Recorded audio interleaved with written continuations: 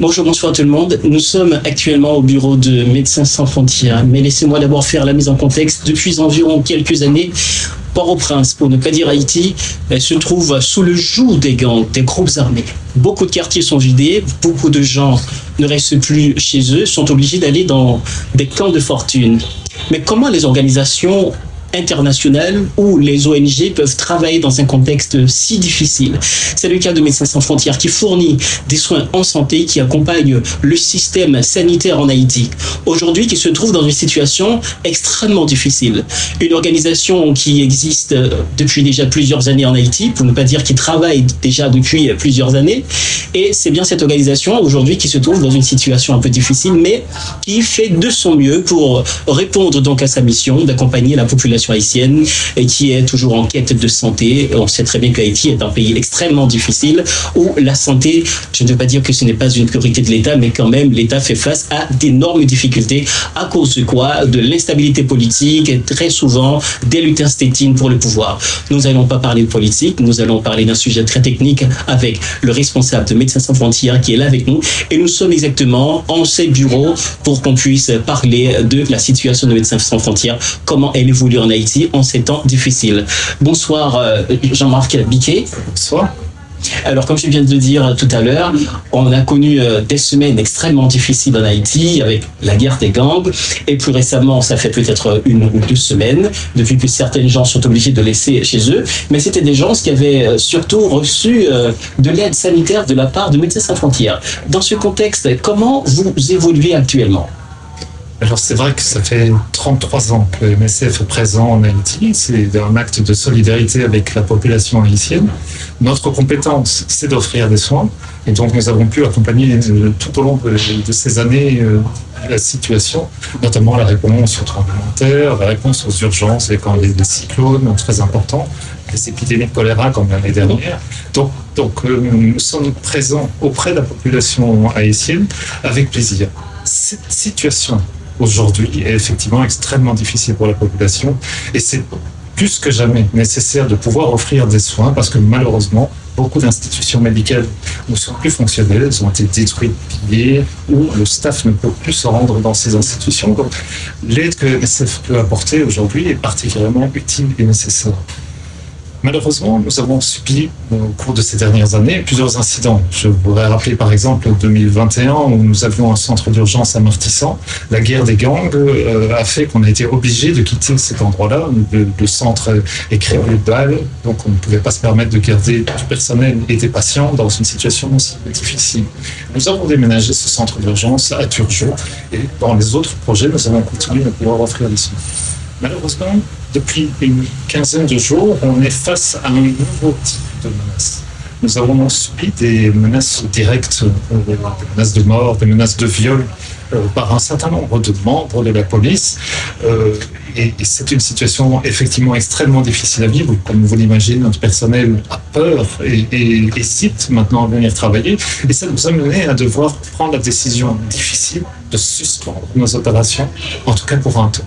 Nous espérons évidemment pouvoir reprendre au plus vite parce que c'est maintenant qu'on a besoin de nous, particulièrement dans ces moments difficiles. Les gens continuent à être malades, il y a des combats, il y a des blessés, des gens qui reçoivent des balles perdues, donc c'est maintenant qu'il faudrait pouvoir être opérationnel. Et donc, pour ce faire, nous attendons de la part des autorités une déclaration claire et ferme que les incidents, les menaces vis-à-vis du personnel de Médecins sans frontières, mais comme toute menace vis-à-vis du personnel militaire, est inacceptable. Nous, MSF, n'avons rien contre l'institution policière. Dépendons de la police pour notre propre sécurité. Mais le fait que certains individus au sein de l'institution policière émettent de menaces en disant que la MSF est ici pour aider les gangs, ce qui ne correspond évidemment pas à la réalité. On est là depuis 33 ans, depuis bien avant les phénomènes des gangs, et on n'a aucune intention de devenir un service médical des gangs. Donc, le fait qu'on reçoive ces menaces, ça nous met dans une situation extrêmement difficile et nous attendons donc cette prise de position pour pouvoir reprendre nos activités au plus vite. Alors on va justement revenir sur la question, sur cet incident avec la police nationale d'Haïti, puisqu'on avait vu récemment la note que vous aviez publiée en dénonçant donc cette brutalité policière et qui fait des menaces sur des agents de santé de MSF, l'ambulance, tout ça. Eh bien, nous comprenons là maintenant que MSF ferme toutes ces activités pour le moment, donc ces opérations pour le pays. Est-ce que ça, c'est une décision qui concerne la région métropolitaine de Port-au-Prince, ou si MSF existe dans notre ville d'Haïti, est-ce que les autres centres sont également fermés? Alors, nous avons effectivement suspendu, j'espère momentanément, les actions sur la zone métropolitaine de Port-au-Prince. Mais pour les autres villes, est-ce que ça continue? Voilà, nous avons une maternité à Port-à-Piment dans le sud, elle continue à fonctionner normalement.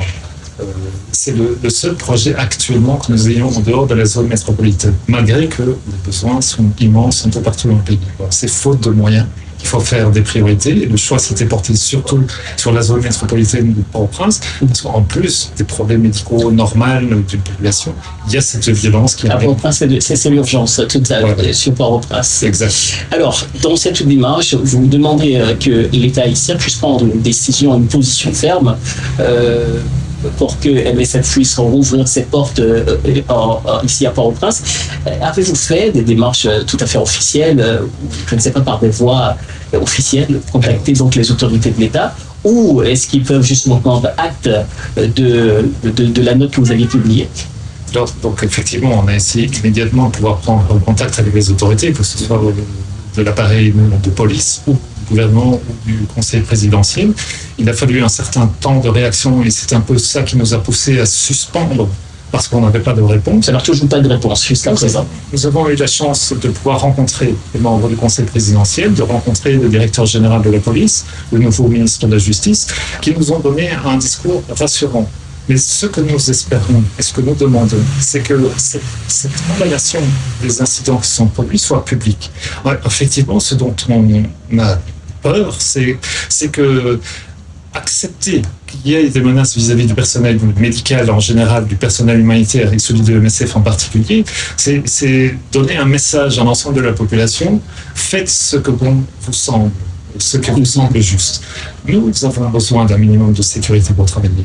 Par exemple, je suis venu ici en Haïti, je ne viens pas pour mourir, je viens pour pouvoir apporter une assistance et j'aimerais pouvoir rentrer en fin de mission auprès de mes familles comme toute personne.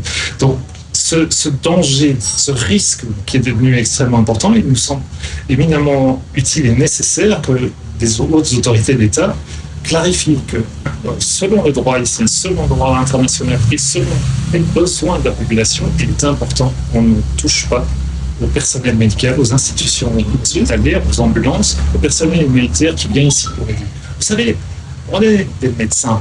Les médecins voient des patients.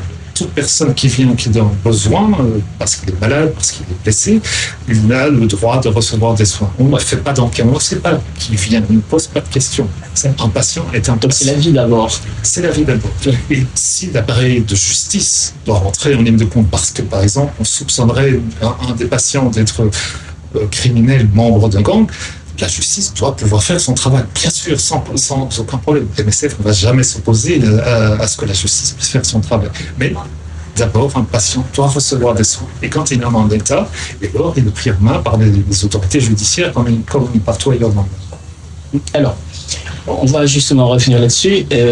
On a connu des moments extrêmement difficiles pendant ces dernières semaines. Donc, c'est pas seulement 3 semaines qu'on a des troubles au niveau des quartiers à Port-au-Prince. Sur le plan logistique, comment avez-vous fait pendant tout ce problème, avant même que vous arrêtiez vos opérations ici,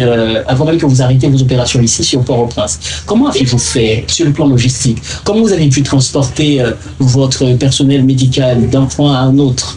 Comment cela se faisait dans ce climat d'insécurité à Port-au-Prince? Alors effectivement, comme toute institution médicale haïtienne, nous sommes confrontés à cette difficulté que l'insécurité apporte.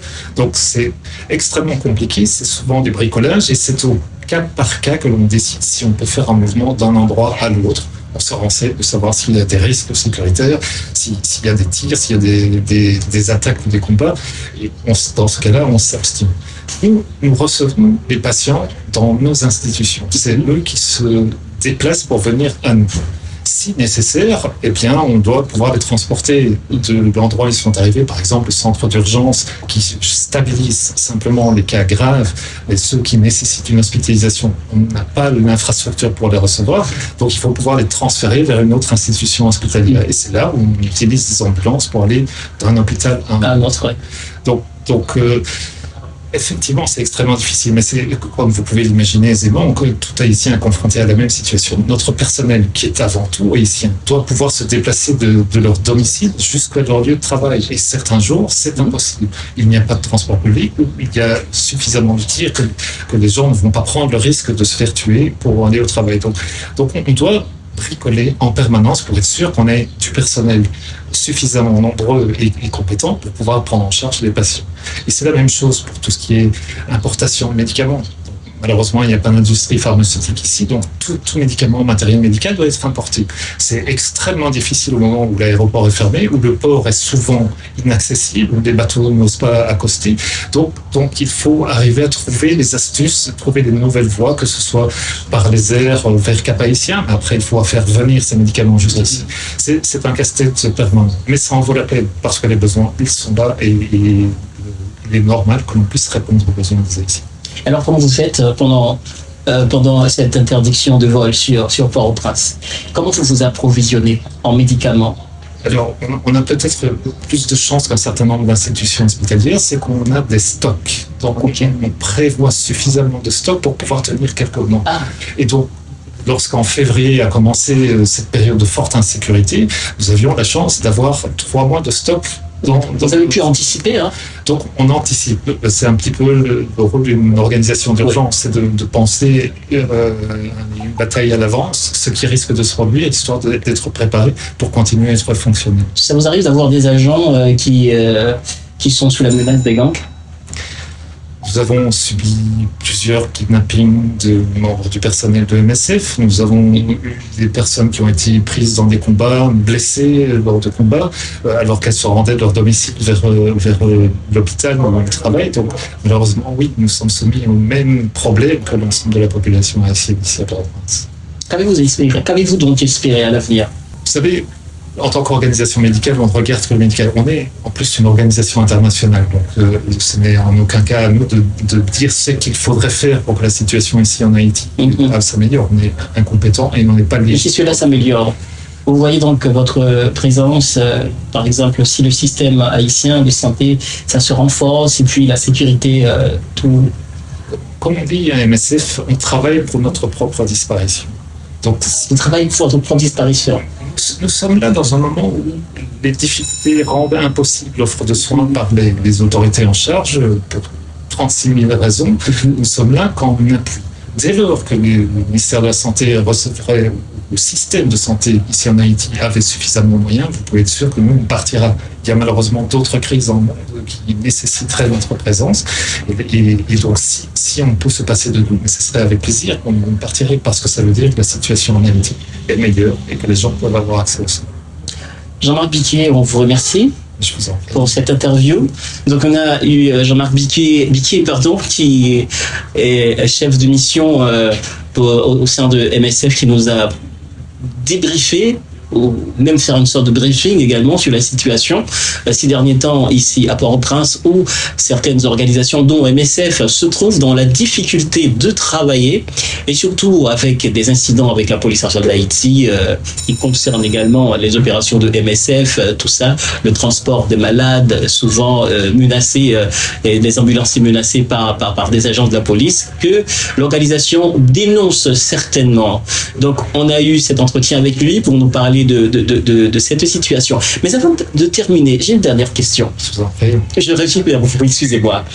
Vous espérez revenir quand, effectivement, sur Port-au-Prince? Alors, c'est justement pour mettre un petit peu de précision. Est-ce que c'est lorsque le gouvernement haïtien arrive exactement à faire sortir une note publique pour dénoncer la brutalité policière que vous allez recommencer? Alors, c'est effectivement une des exigences que nous avons pour le moment pour pouvoir reprendre les activités. On espère pouvoir le faire au plus vite.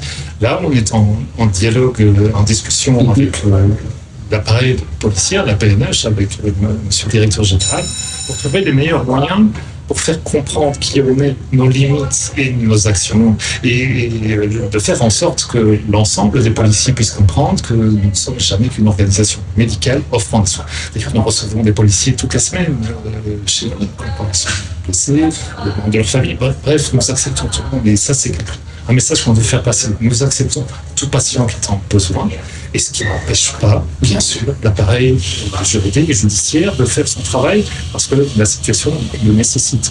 Mais il faut qu'on puisse se comprendre. Et donc ce dialogue était éminemment important. Ouais.